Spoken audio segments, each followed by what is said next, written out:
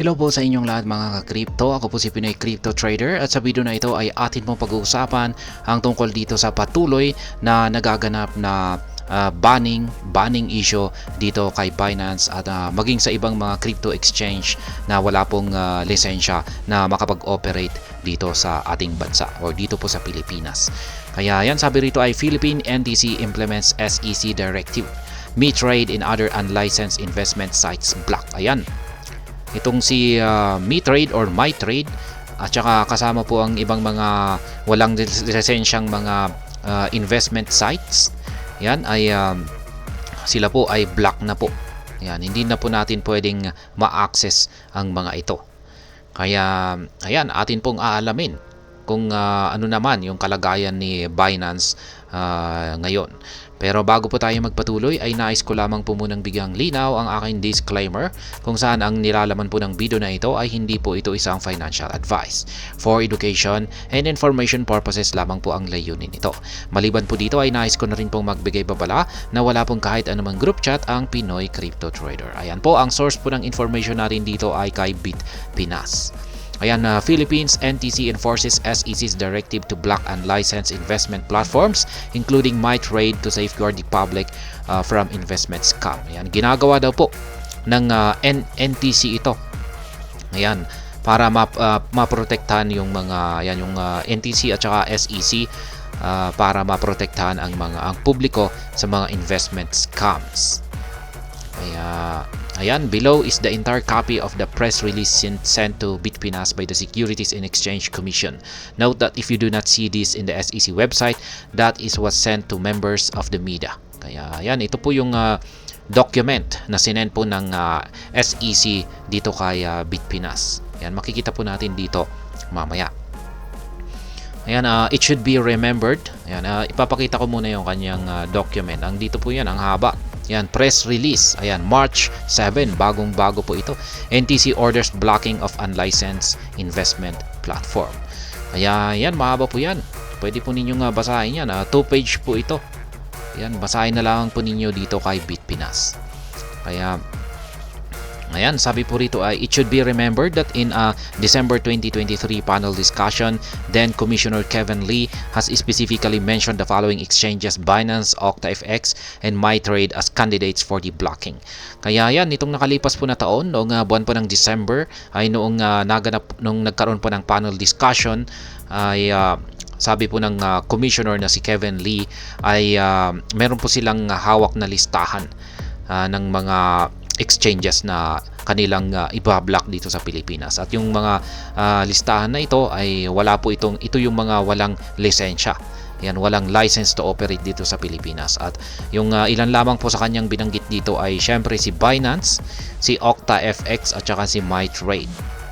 At ngayon ay sabi rito ay the mytrade.com, ayan, www.mytrade.com website is no longer accessible on Globe IP checked by Bitpinas. It remains accessible on other IPs. Kaya yan, naka-block na po siya sa IP ni Globe, itong si MyTrade, at kinonfirm po yan ng Bitpinas. Ngunit ayon po rito ay accessible pa naman po siya sa ibang mga IPs. Kaya yan, check nga natin itong si MyTrade kung accessible po sa akin. At ayan, this site can't be breached. MyTrade DNS address could not be found.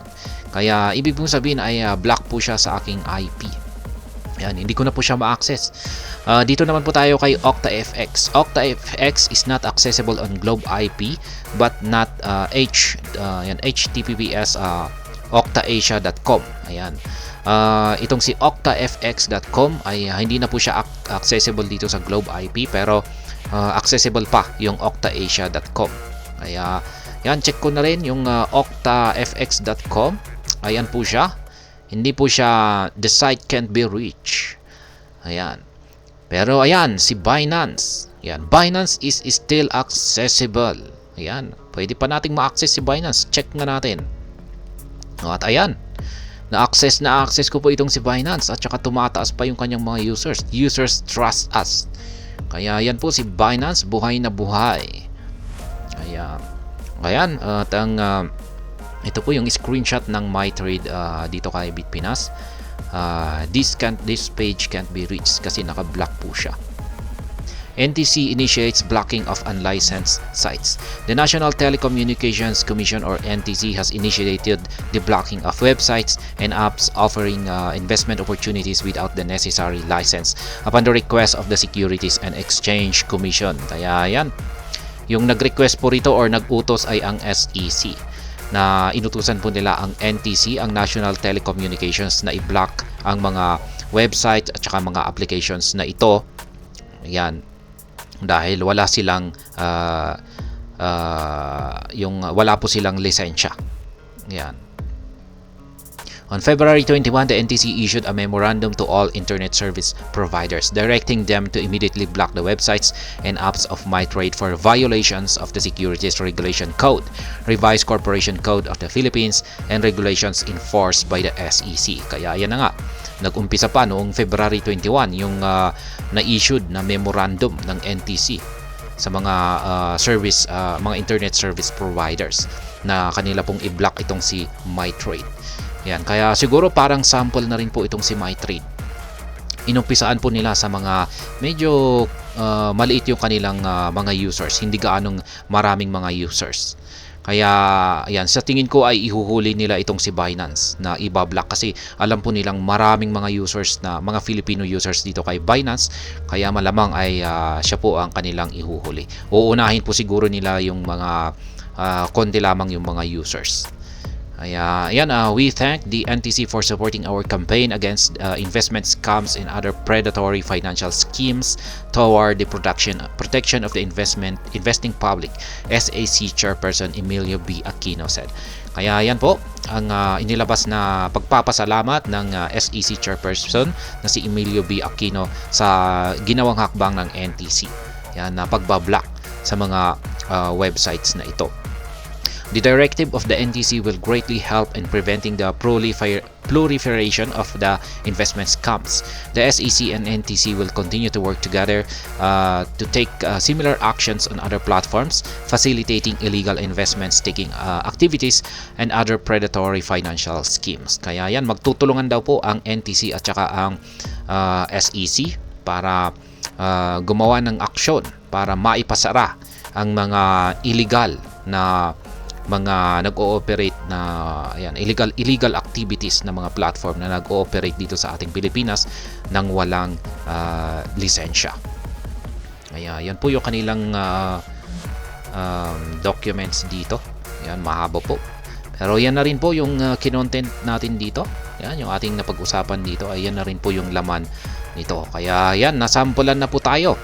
Yan, wala na po si MyTrade at saka si OctaFX. Ayan, yan po si OctaFX. Wala na po, hindi natin ma-access. Pero si Binance, ay ayan, buhay na buhay pa si Binance. Yan, pero gaya ng sinabi ko kanina, ay mukhang hinuhuli po siguro nila itong si Binance. Kasi siyempre, naiintindihan naman po nila na maraming mga users dito kay Binance. At mukhang marami pa siguro ang maraming maiipit dito ang pag binigla po nilang isinara or blinak kaagad itong si Binance. Kaya mukhang inuna po nila yung mga maliliit na mga exchanges. Yan, bilang panakot. Yan, para takutin yung mga users na magsialisan na dito kay Binance dahil ayan na, isusunod na itong si Binance. Kaya yan lamang po ang aking sariling opinion dito. Ayan. Ayan, sa mga nagsasabi po dyan na tinatakot ko daw ang mga aking mga viewers. Yan, yung aking mga manunod, tinatakot ko daw. Ay hindi ko naman talagang intensyon na takutin. Naglalabas lamang po tayo ng balita na talagang totoo. Ayan, totoo po talaga yan. Totoo yung nangyayari rito. At hindi po ito gawa-gawa. Ayan. Siyempre, hindi natin ito babaliwalain kasi maaapektuhan po tayo rito. Lalong-lalo na kung pag gumagamit po tayo ng Binance. Ayan. At paano pag ayaw nating matakot? Ayan. Tapos hindi po natin pinapakialaman yung mga ganitong mga pangyayari. Ayan. Hinaayaan na lamang po natin. Ayan. Wala tayong pakialam kasi ayaw nga nating matakot. Ayaw natin sa mga nakakatakot na balita. Ay di yan, hindi natin, wala tayong kamalay-malay na ibablock na pala itong si Binance. Yan, hindi parang nangyari dyan ay biglaan na lamang na blinak si Binance tapos hindi natin alam. Yan, ay magkakaroon tayo ng problema. Kumpara sa mga nakakaalam na ayan na, may issue pala ang Binance at sila ay makakapaghanda kung ano yung kanilang gagawin. Sila ay makakahanap ng mga exchanges na malilipatan.